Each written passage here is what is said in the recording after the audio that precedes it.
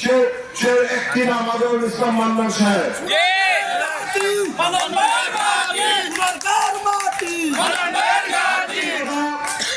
বলবো দীর্ঘ সময় শাদীপুরের কর্ণধার কামরুল হাসান মাসুম ভাই কে আপনারা, কামরুজ্জামান মাসুম ভাই কে আপনারা ছিলেন, আমরা চিনি।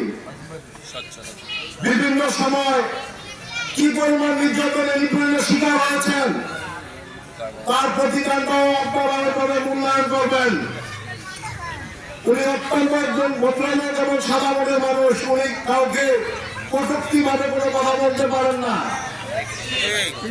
আমরা আশা করবো ওনার যথাযথ আপনারা মূল্যায়ন করবেন। আমরা সোনারগাঁও উপজেলা তার সাথে আছি, ওনার যুবদল কাঁধে কাঁধ মিলিয়ে থাকবো। আরেকটি কথা, আমি যখন ছোট ছিলাম, কিশোর ছিলাম, তখন এই বাড়িতে আমি আসতাম প্রাইভেট পড়ার জন্য। মুর্দা বলতাম, নুরুভাইকে বলতাম, এবং এই গ্রামে বা এই মুরব্বীরা সবাই আমাকে ছিলেন, আমিও অনেকেই চিনি। তার কি চরিত্র, কে কেমন, কারা কিরকম, আমাদের সব জানা আছে। কে আওয়ামী লীগ করছেন, কে বিএনপি করছেন, কে কার বাড়িতে নির্যাতন করছেন, এখনো শুনি হুমকি দমকি দেন। ওই সময় তুলে যান।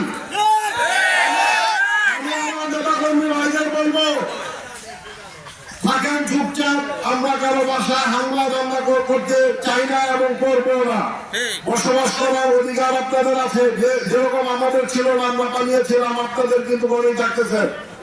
ঘরে আছেন, ঘরে থাকেন, বিরক্ত করার চেষ্টা করবেন না। সামনে যে নির্বাচন আছে, এই নির্বাচনের মাধ্যমে সোনারগাঁ এবং শাদীপুর ইউনিয়নের যে উন্নয়নের ধারা অব্যাহত রাখবে এবং মাসুম ভাইয়ের হাত ধরে আমরা সবাই ঐক্যবদ্ধ আছি এবং থাকবো ইনশাল্লাহ। আর যারা এই বিক্ষিপ্ত এবং বিশৃঙ্খলা সৃষ্টি করার চেষ্টা করতেছেন তাদেরকে হুঁশিয়ারি দিয়ে গেলাম। আর দ্বিতীয়বার আপনাদেরকে হুঁশিয়ারি দিব না। আমরা প্রশাসন তো আছে, তারপরেও কিন্তু আমরা আছি, আমাদের ব্যবস্থাটা আমরা নেব। এইভাবে বাংলাদেশ জিন্দাবাদ, বাংলাদেশ খালেদা জিয়া জিন্দাবাদ, শহীদ প্রেসিডেন্ট জিয়াউর রহমান অমর হক। আসসালামু আলাইকুম।